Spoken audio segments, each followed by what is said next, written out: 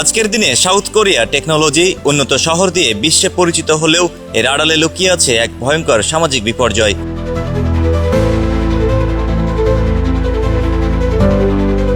সিওলের ম্যাপেও ব্রিজে প্রতি বছর হাজারো মানুষ আত্মহত্যার চেষ্টা করেন, কারণ ভয়াবহ depression, work pressure, toxic education system এবং জীবনের অর্থহীনতা।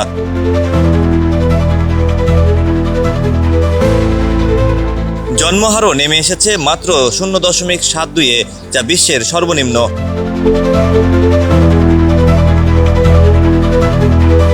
ফলে এই অবস্থা যদি চলতে থাকে তাহলে 2060 সালের মধ্যে কোরিয়ার জনসংখ্যা 3 কোটিরও নিচে নেমে যাবে।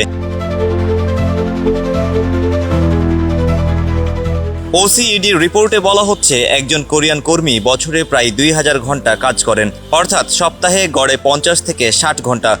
কিন্তু তারপরেও অনেকে ছুটি নিতে ভয় পান, কারণ এখানে মনে করা হয় যে আপনি ছুটি নিচ্ছেন মানে আপনি আপনার কাজের প্রতি সিরিয়াস নন। ছাত্রদের উপর চরম চাপ, অসামান্য ওয়ার্কিং আওয়ার, বেতন বৈষম্য মানুষকে নিঃশেষ করে দিচ্ছে। ঘরবাড়ির দাম আকাশ ছোঁয়া। এই সামাজিক ও অর্থনৈতিক চাপে অনেকেই বাঁচতে চায় না। আত্মহত্যার হার বিশ্বের মধ্যে সবচেয়ে বেশি সাউথ কোরিয়াতে। সরকার বারবার চেষ্টা করেও সমস্যার সমাধান করতে পারছে না।